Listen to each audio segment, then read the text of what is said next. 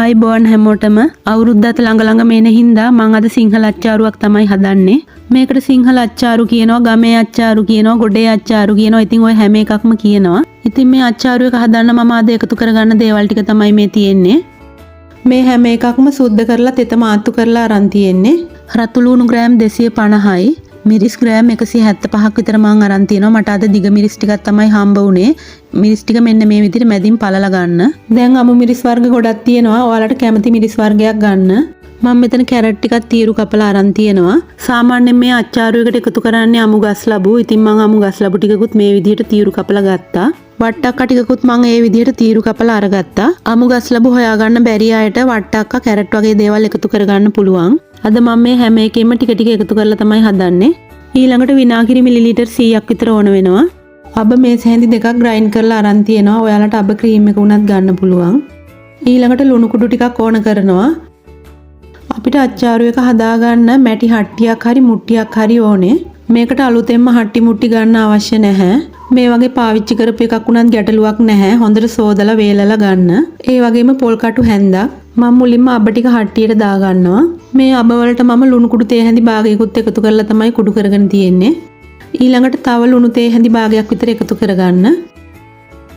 දැන් අපි ගත්ත විනාගිරි වලින් මිලිලීටර් 100ක් විතර එකතු කරලා මේ ටික හොඳට කලවම් කරගන්න.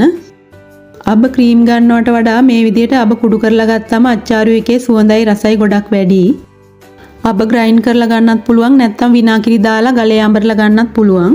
කලවම් කරලා විනාඩි 10ක් විතර අබවල තිත්ත ගතිය ටිකක් අඩු වෙනකන් තියන්න ඕනේ. විනාඩි 10කට පස්සේ මම මේකට මුලින්ම එකතු කරගන්නේ අමු මිරිස් ටික. මිරිස් ටික එකතු කරලා මිශ්‍රණයත් එක්ක හොඳට කලවම් කරගන්න. මේ විදිහට කලවම් කරනකොට අපි මිරිස් කරල් පළපු තැන් වලින් විනාගිරි, අබ, ලුණු හොඳට මිරිස් කරල් වලට ඇතුල් වෙනවා.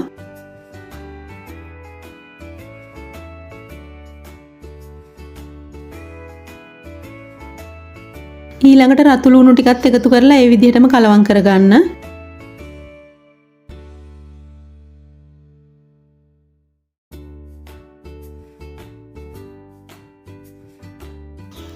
දැන් අපි කපාගත්ත කැරට්, ගස් ලැබු, වට්ටක්ක තීරු ටිකත් එකතු කරලා කලවම් කරගන්න. සමහර අය නම් මේකට කහ ගම් මිරිස් වගේ දේවල් එකතු කරනවා. මම නම් ඒ දේවල් එකතු කරන්නේ නැහැ. ඊළඟට රස අවශ්‍ය ගානට තවත් ලුණු එකතු කරගන්න. දැන් මේ හැමදේම හොඳට කලවම් කරගන්න. දැන් මේකට කහ එකතු කරගත්තොත් අපි එකතු කරගත්ත හැමදේම කහ පාට වෙනවා. කහ නොදා මේ විදිහට හදාගත්තම අච්චාරු එකේ පාටවල් ගොඩක් තියෙනවා. ඒ වගේම තමයි කහ එකතු කරලා හදන ඒවට වඩා රසෙත් ලොකු වෙනසක් තියෙනවා. මම සමහර ගෙවල් වලින් කහ ගම් මිරිස් එකතු කරපු අච්චාරු කාලා තියෙනවා. මට නම් ඇත්තට මේ රස හරියන්නේ නැහැ. අපි මේ අච්චාරු එක හැඳි ගන්න හැන්ද පවත් තෙත නැතුව වියලිව තමා ගන්න ඕනේ.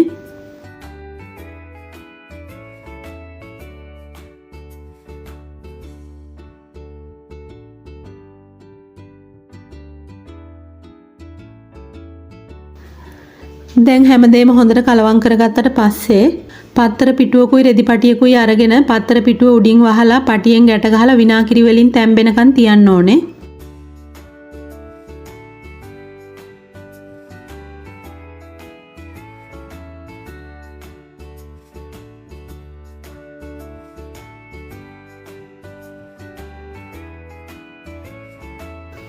මම මේක රෑ හදලා තිබ්බේ. දැන් මේ පහෝදා උදේ තමයි ලිහන්නේ.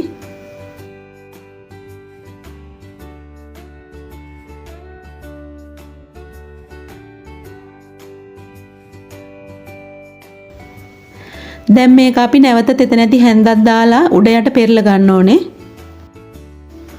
මේ විදිහට පෙරලලා නැවත බැඳලා තියන්න. ඉතින් ඔයාලට පේනවා ඇති යටපැත්තේ තිබුණු මිරිස් කරල් වල තැම්බිලා පාට වෙනස් වෙලා තියෙනවා.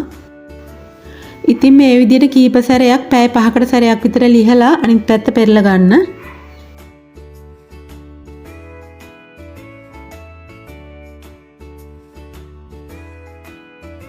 මේ තියෙන්නේ දෙවෙනි දවසේ හවස.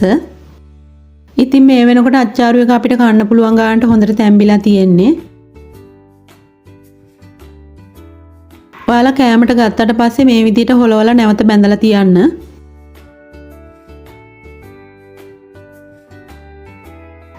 ඉතින් ඔයාලට පේනවා ඇති වට්ටක්ක කැරට් ගස්ලබ්බු වල පාට ඒ විදිහටම තියෙනවා.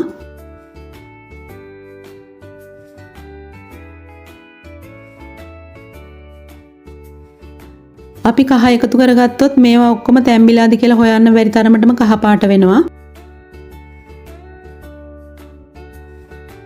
මේ මම හදන විදිහ ඔයාලා තව හදන වෙන ක්‍රම ඇති. ඒවත් පහලින් කමෙන්ට් කරගෙන යන්න. ගිහින් එන්නම්. සුබ දවසක් හැමෝටම.